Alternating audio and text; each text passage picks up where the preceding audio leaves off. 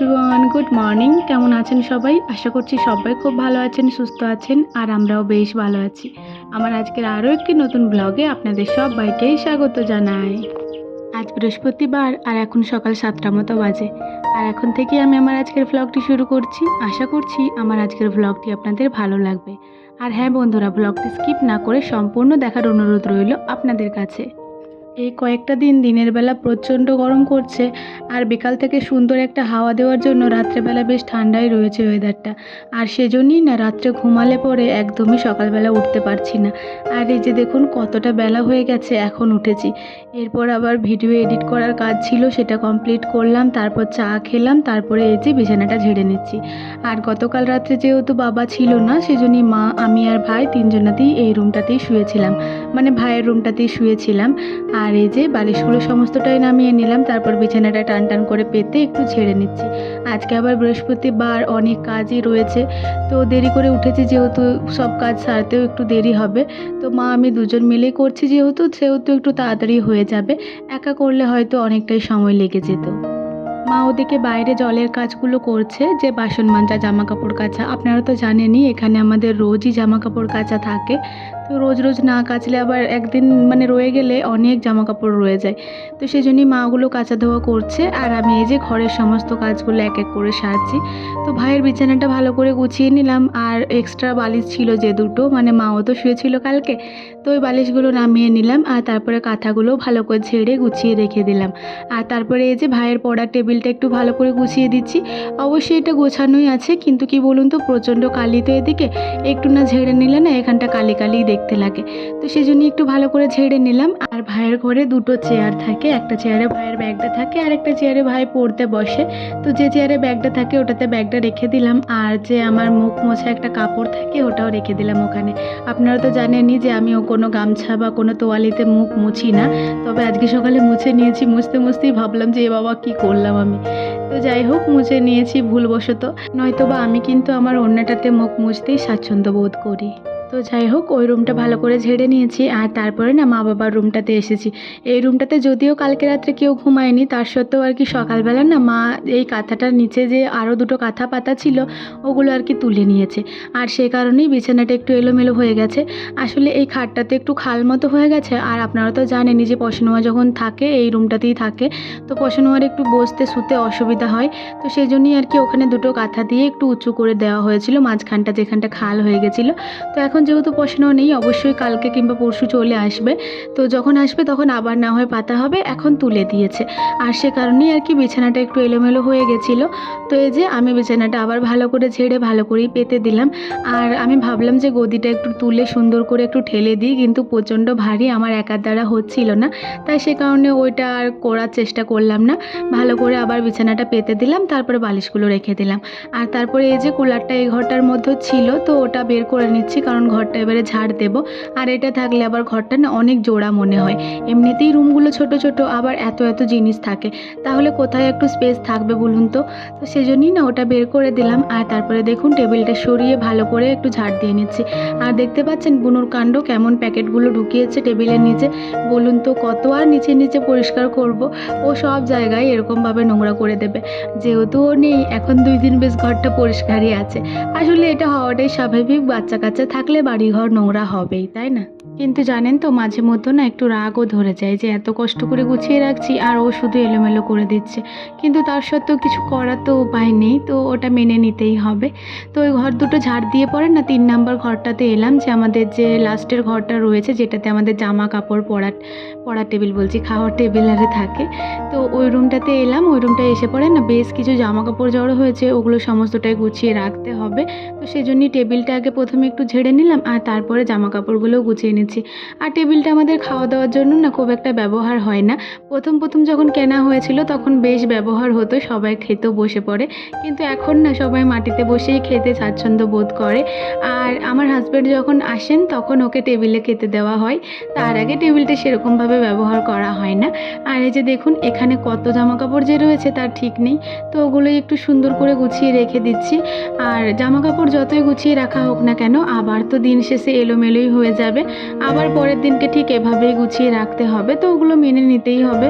আর দেখুন আমার যে জামা কাপড়গুলো ছিল ওগুলো আমি চেয়ারটার মধ্যে রেখে দিলাম, মানে ওই দুটো তো আমি আর পরবো না, আগের দিন বাজার গেছিলাম তো তখন পরে গেছিলাম। বাকি যে জামা কাপড়গুলো রেগুলার পরি কিংবা মায়ের জামা কাপড় ওগুলো সমস্তটাই এখানে রেখে দিয়েছি। আর তারপর দেখুন এই ঘরটা ভালো করে ঝাড় দিয়ে নিচ্ছি। একটা একটা করেই এই ঘরগুলো ঝাড় দিতে হয়, কারণ একসাথে সমস্তটা তো নিয়ে যাওয়া সম্ভব নয়, সেই জন্যই একটা একটা করেই এই ঘরগুলো সমস্তটাই ঝাড়টা দিয়ে নিই।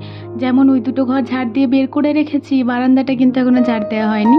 তারপরে ওই রুমটা ঝাড় দিয়ে নিলাম, 3 নম্বর রুমটা। আর তারপরে এই যে পুরো বারান্দাটা সুন্দর করে ঝাড় দিয়ে নেব। আর বারান্দার মধ্যে চেয়ারটা বের করা ছিল, ওই চেয়ারটা ওই ঘরেতেই রেখে দিলাম। যেহেতু চেয়ারগুলোতে তো আমাদের বসাই হয় না, এই সোফাটাতে বসা হয় কিংবা এই নিচেতেই বসা হয়। আর সোফাটাও অবশ্য একটু ভেঙে গেছে জানেন তো, ওটা আর ঠিক করাও হচ্ছে না। আর ভাই ওদিকে দেখুন জল নিয়ে আসছে, আসলে টাইম কলে তো জল দিয়েছে, তো খাবার জলটা তো আমাদের তুলেই রাখতে হয়। তো ভাই ওই খাবার জল তুলে রাখার দায়িত্বটা মানে ভাইয়ের, তো সেই জন্যই আর কি ভাই সমস্ত বোতল ভর্তি করে, আর এই যে জলের ব্যারেলটা আছে এটাও ভর্তি করে ঘরের মতো নিয়ে আসে। আর তারপর দেখুন এখানে কয়েকটা বাসন ছিল, তো ওগুলো মাকে দিয়ে এলাম, আমি বের করে দিয়েছিলাম, ভাই আর ওটা মায়ের কাছে দিয়ে আসেনি, তো ওটা মাকে দিয়ে এলাম। আর তারপরে পুরো ঘরটা একটু ভালো করে ঝাড় দিয়ে নিচ্ছি। এই উঠানটা তো খুব একটা নোংরা হয় না, তবু এই রান্নাঘরের নোংরা তারপর ঘরের নোংরা সমস্তটা বের করে এই সামনেটুকু একটু নোংরা হয়ে যায়, তো সেই জন্যই আর কি সামনেটুকু একটু ভালো করে ঝাড় দিয়ে ওখানে ডাস্টবিনটাতে কুড়িয়ে দিই, কিংবা জড়ো করে প্লাস্টিকের মধ্যে কুড়িয়ে দিই, এতে করে ভাই আবার পরে ফেলে দিয়ে আসে। জানেন তো বন্ধুরা, আজ সকাল থেকেই না একটা অন্যরকম গরম রয়েছে, মানে একটা ভাবসা গরম যাকে বলে।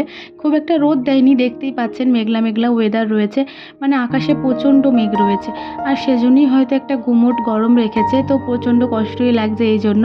এই 2-3 দিন ধরেই মানে বিকালবেলা বিদ্যুৎ দিচ্ছে, প্রচণ্ড জোরে হাওয়া দিচ্ছে, কিন্তু বৃষ্টির কোনো ছিটে ফোঁটা নেই। আজকে আবার কি হবে কে জানে। তো এই যে সমস্ত নোংরাগুলো প্যাকেটের মতো কুড়িয়ে দিচ্ছি, আর ভাইকে ওদিকে বলছি যে তুই কি দেখতে পাচ্ছিস না যে ডাস্টবিনটা ভর্তি হয়ে গেছে, তা সত্ত্বেও তুই ফেলে দিয়ে আসছিস না। তো ও আবার ভয়ে ভয়েই চলে এসেছে, আমি আবার ওকে কুড়িয়ে দিলাম যে যা বাইরে ফেলে দিয়ে চলে আয়। আর তারপরে এখানটা ভালো করে ঝাড় দিয়ে নিয়েছি, আর তারপর না 1 বালতি জল নিয়ে চলে এসেছি।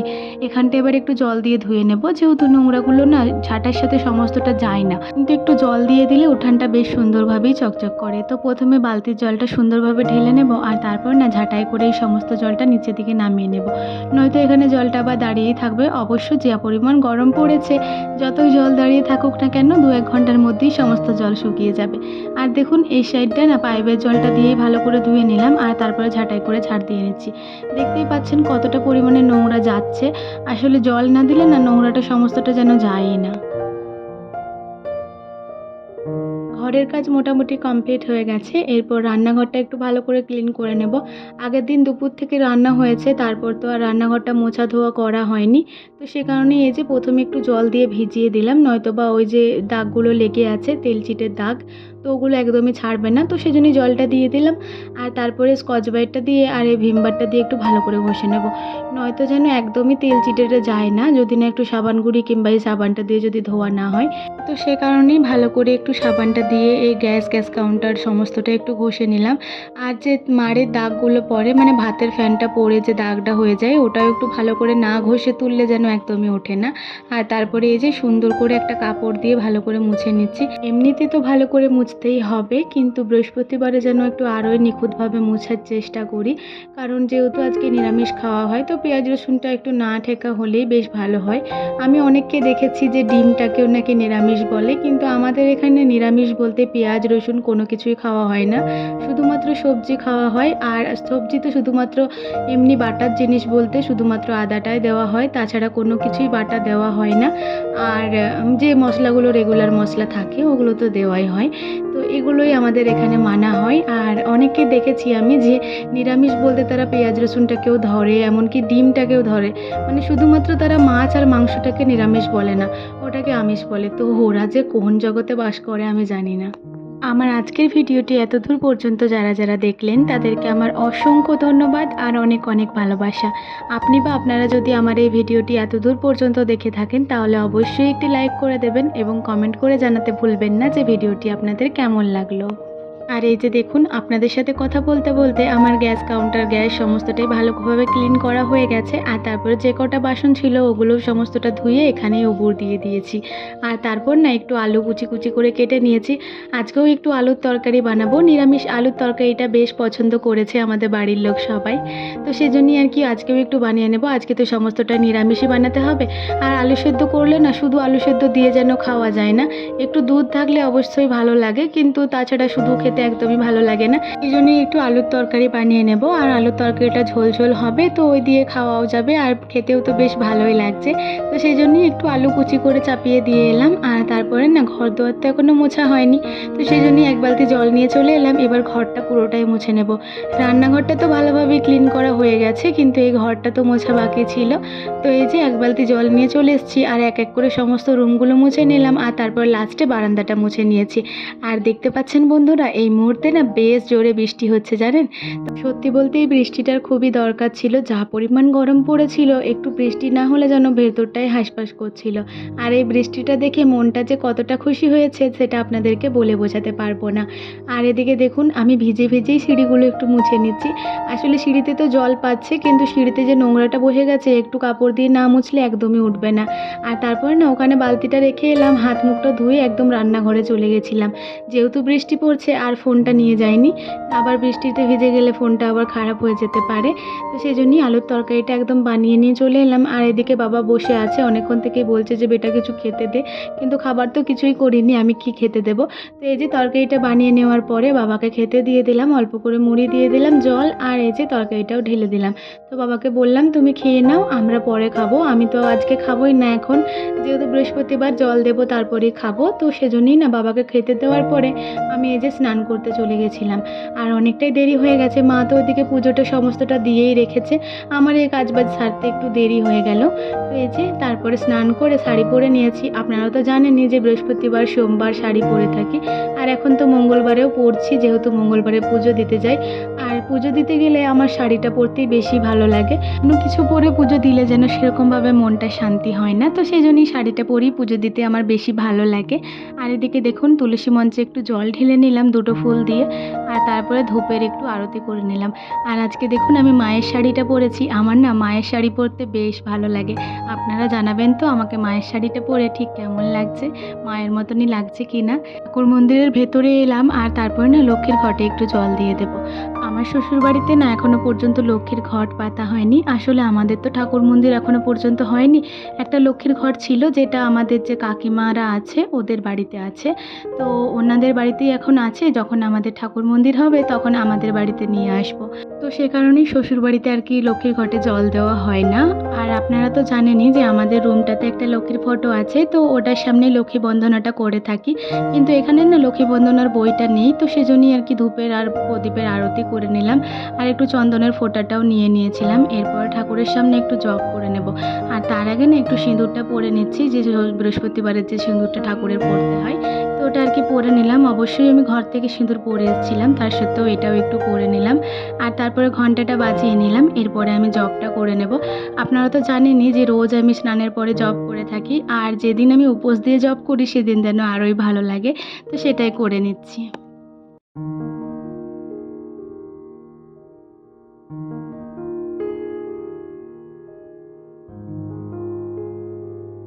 ঠাকুর মন্দিরের সমস্ত কাজ কমপ্লিট করে এই যে ঘরের মধ্যে চলে এলাম। আর একটা তুলসী পাতা খেয়ে নিলাম, মানে তুলসী পাতাটা খেয়েই আর কি উপোসটা ভঙ্গ করলাম। আর তারপর ভাইকে বললাম যে একটু জলটা দে, তো জলটা খেয়ে নিচ্ছি। আজকে আর শরবত করলাম না, অনেকটাই বেলা হয়ে গেছে, আর শরবত খাবো না, এবারে একবারে মুড়ি খেয়ে নেব। তো মা আমার জন্য বসেছিল যে আমার কখন হবে। আর এদিকে দেখুন আমি আলুর তরকারিটা একটু টেস্ট করে নিলাম। আসলে আমি না তখন টেস্ট করিনি, জানি না যে কেমন হয়েছে, উপোস দিয়েছিলাম তো সে কারণেই তখন খেয়ে দেখিনি যে কেমন হয়েছে, নুন ঝাল সমস্তটা ঠিকঠাক হয়েছে কিনা। তো এখন দেখলাম বেশ ভালোই হয়েছে, একটু ঝাল হয়ে গেছিলো বেশি। আর তারপর দেখুন মা এদিকে এক বস্তা ব্লাউজ বের করেছে, বলছে আজকে সমস্ত ব্লাউজগুলোর ব্যবস্থা করব।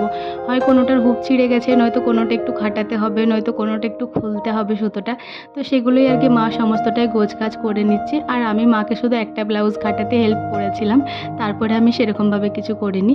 আর আমার মা না আম, দুধ আর ভাত খেতে খুব ভালোবাসে। আজকে দিদিমা আবার একটু দুধ দিয়ে পাঠিয়েছে, তাই আমি ভাবলাম যে যে দেখি আজকে কেমন খেতে লাগে। তো আজকে একটু খেয়ে দেখলাম প্রচণ্ড পরিমাণে ভালো লাগছিল। আর আজকে মা দুপুরের তরকারিটাও বেশ সুন্দর বানিয়েছিল।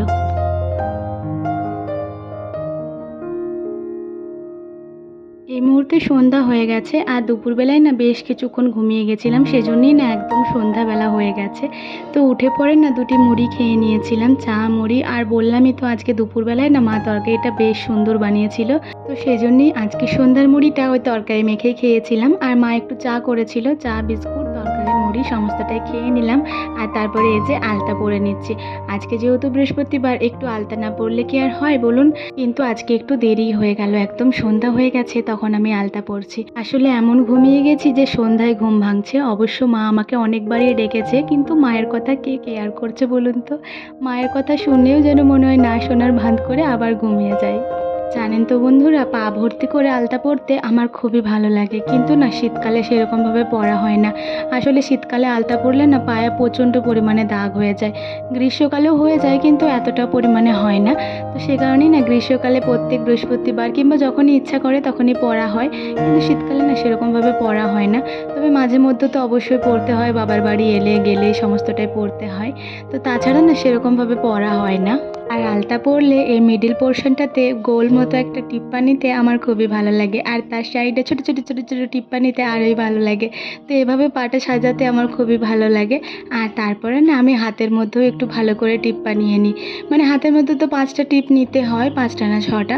তো আমি আবার পুরো আঙুল ভর্তি করে মাঝে মধ্যে নিয়ে থাকি, তো এতে করে না আমার খুবই ভালো লাগে।